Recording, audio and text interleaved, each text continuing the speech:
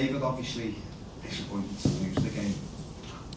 Tarkowski's come back tonight and got some minutes. How important is that going forward? Well, look, that was it was one of the positives, was getting Tarky back for 20 minutes. He's been out for the best part of 12 or 14 weeks, I think now. So getting Tarky back is really important. A big strength of the team's probably been Tarky and Jared and the goalkeeper. So to get Tarky back today for a little while was good.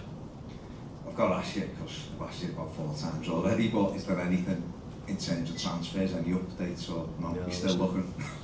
Well, we'll always be looking, that's for sure, but I'd love to give you some more news, but I don't have any, no. Simon?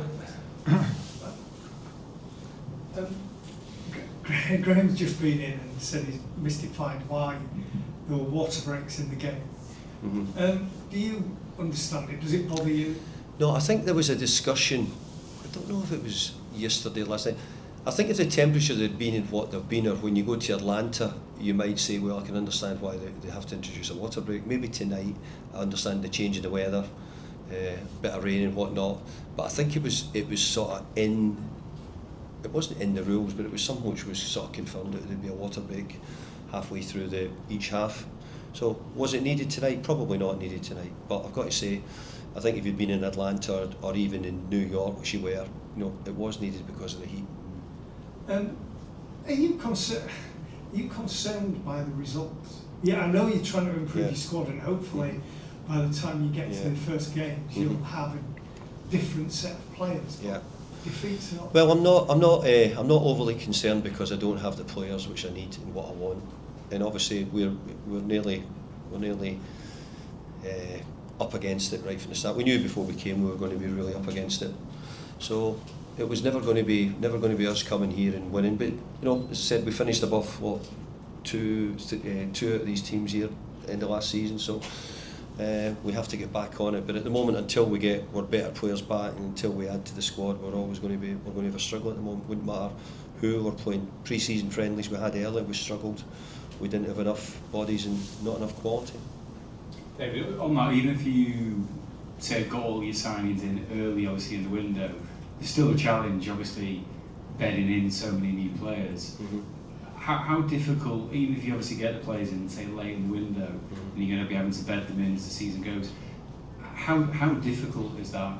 That's really difficult. Yeah. So it's why you always attempt to get your players in early if you can, because you'd rather have that. Now, I think there's a bigger, longer answer to it. There's a bigger turnover of players now, I think, at clubs than there used to say, hey, let's sign maybe 3 or maybe 4 players tops every season. But because of the way the bigger squads and maybe boys not getting a game, they want to go, you find that there's a bigger sort of revolving door of players. So a lot of clubs will be signing quite big numbers, which they are now, more than what was done in the past if you look at it. But ours is partly because of obviously the position we had, the situation we had with players. We wanted to have the players in a lot sooner, especially coming here. I knew that we were going to be incredibly short, and you have to remember then obviously losing Jared Bransbury and Tarky, just to name 2, would have been we played the last game of the season. We beat Newcastle at Newcastle when they had to qualify for the Champions League, and we didn't have Tarky and Jared. So there's no excuses for our performance, and I'm not giving any. But I think there's some reasons where those boys are really important to the team.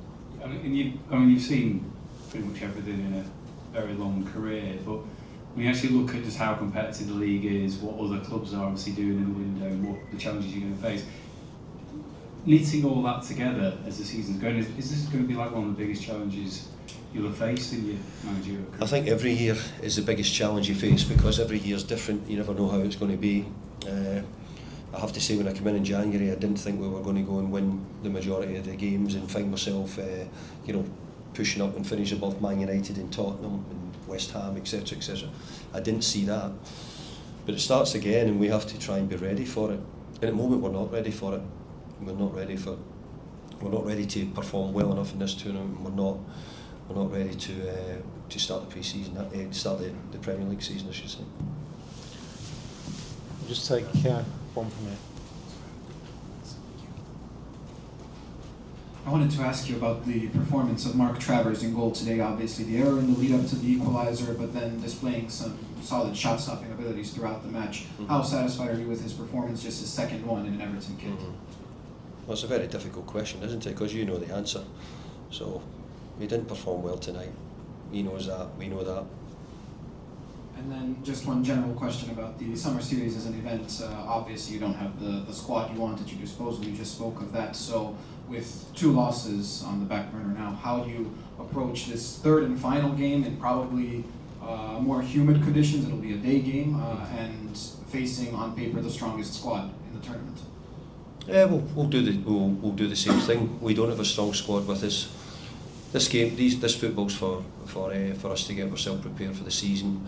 Recognise what we need, what we could do better, whether it be fitness or whether it be needing new players, whatever. All that is part of this. So, as long as I start winning the games in the Premier League, then I'll be quite happy. But the truth is, I'd rather be winning these games as well.